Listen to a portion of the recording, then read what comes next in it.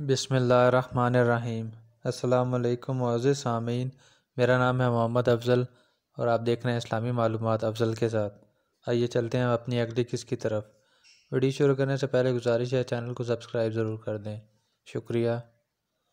ترجمہ: برائی کو نیک برتاؤ سے ٹال دیا کیجیے، پھر یکایک آپ صلی اللہ علیہ وسلم میں اور جس شخص میں عداوت تھی وہ ایسا ہوگا جیسے کوئی دلی دوست۔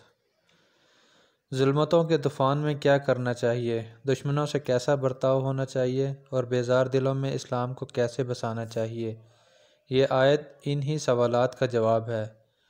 اللہ تعالیٰ نے فرمایا: اے نبی صلی اللہ علیہ وسلم، ایسے نازک وقت میں آپ صلی اللہ علیہ وسلم کو بہت ہی ہوشیاری اور حکمت سے کام کرنا ہے۔ دشمنوں سے بات کیجیے تو بہت ہی میٹھے انداز میں، اعتراضات کے جواب دیجیے تو بہت ہی سنجیدہ لہجے میں، کچھ سمجھائیے تو انتہائی پیار و محبت سے، اور اگر وہ ظلم و ستم کے پہاڑ توڑ دیں تو صبر کیجیے، کیونکہ جو صبر کرتا ہے اللہ تعالیٰ اس کی مدد کرتا ہے۔ معراج کا حیرت ناک واقعہ ایسا نہ تھا کہ اسے لوگ سنتے اور بھول جاتے، یہ دراصل مومنین کے لیے ایک عظیم خوشخبری تھی اور مشرکین کے لیے نہایت زبردست خطرے کی گھنٹی۔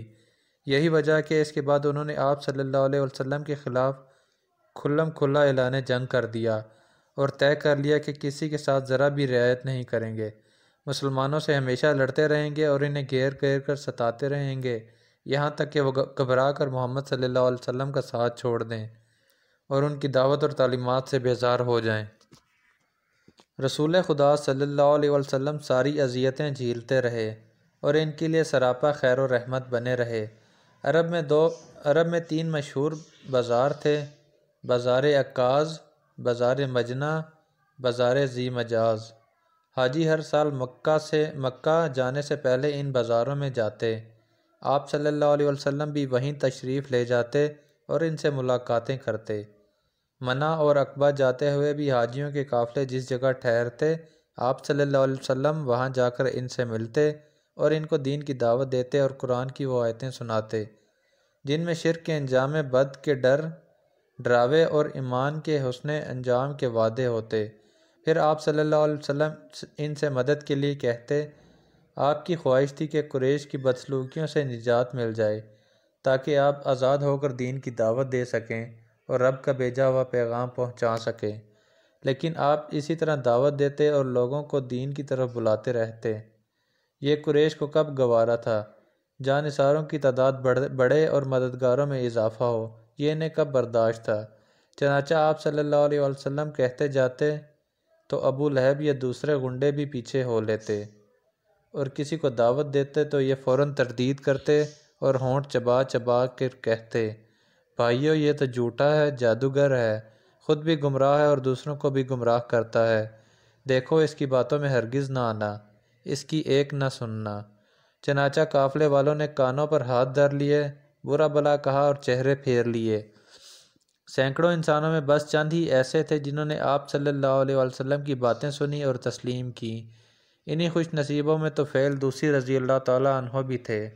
یہ بہت اونچے گھرانے کے شاعر تھے، عقل و خرد سے بھی بہرہ ور تھے۔ حج کی غرض سے کعبہ آئے تو قریش نے کان بھر دیے اور آپ سے دور رہنے کی تاکید کی۔ حج کی غرض سے کعبہ آئے تو قریش نے کان بھر دیے اور آپ سے دور رہنے کی تاکید کی۔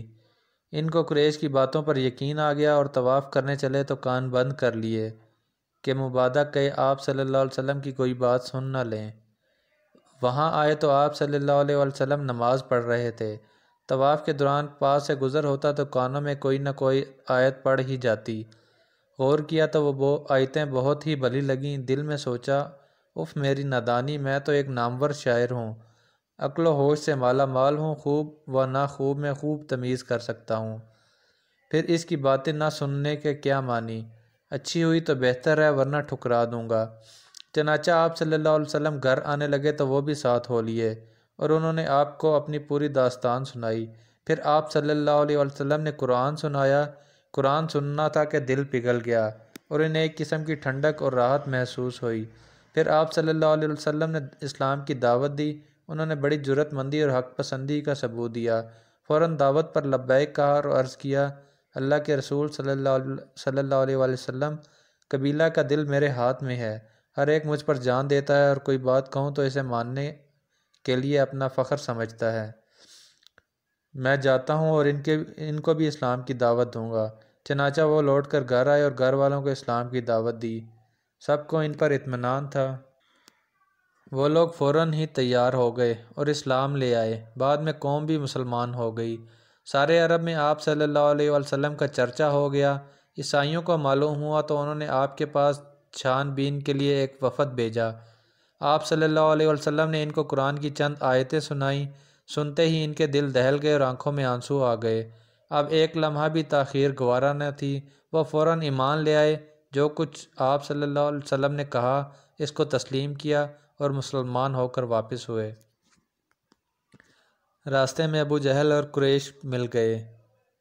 دیکھتے ہی وہ غرائے۔ اللہ تمہیں غارت کرے، قوم نے بھیجا تھا کہ حقیقت کی چھان بین کرو اور صحیح بات کا سراغ لگاؤ، لیکن تمہارا یہ حال ہے، بیٹھے بھی نہیں کہ اس کے جادو میں آ گئے اور